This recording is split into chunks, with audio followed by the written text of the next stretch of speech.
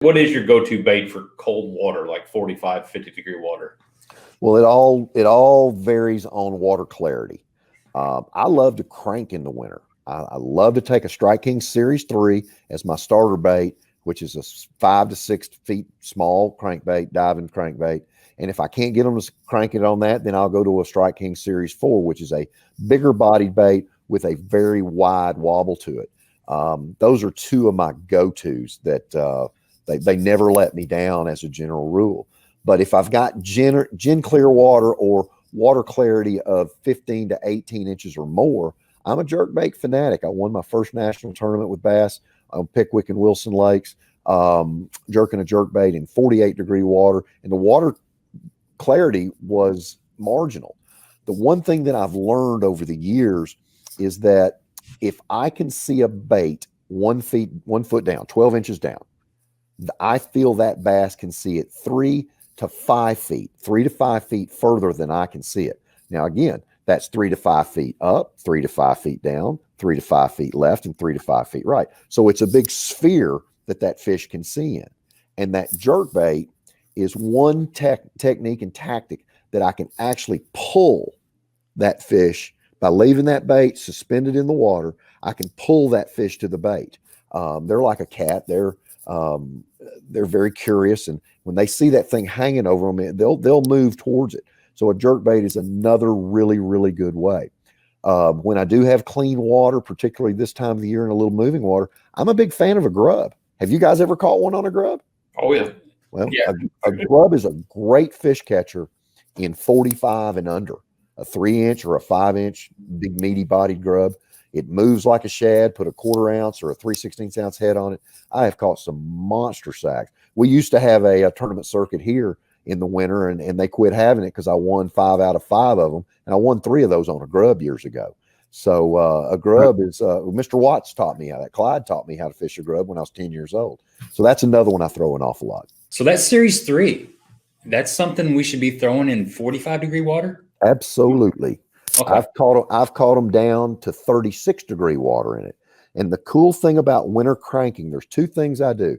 The first thing I do with my Lew's BB1, it's the reel I crank with. It's a 5:1 a slower gear ratioed reel. Don't fill it up all the way with line. I leave about a 1/4 inch on the spool, on the side of the spool where you can see the gold of the spool. I leave about a 1/4 inch. That makes that reel, now it's a 4.7 to a 4.8 to 1.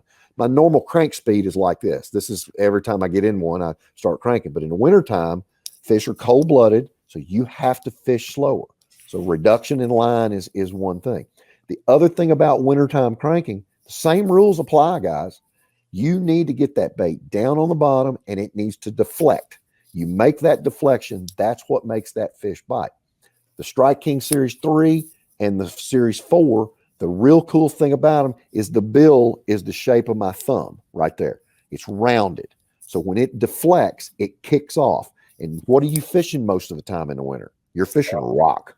You're fishing rock. You're fishing riprap. You're fishing pea gravel. You're fishing rock changes on Kentucky Lake. You're fishing that corner of the marina. You're fishing the windy bank where the gas line comes across, whatever it is. You're fishing rock, bluff banks as well. So you need the deflection capabilities of that rounded bill instead of a narrower bill. Sometimes, guys, I go against the grain. I find that those fish don't want that Series 3. That Series 3's got a relatively tight wiggle to it. The cleaner the water in the winter, I want a tighter wiggle. So that's where the Series 4 comes in. It's a wider wobbled bait. The angle of the bill is down a little more. It pushes more water side to side, and the bait body is bigger. I filmed a show with Strike King years ago using a green tomato.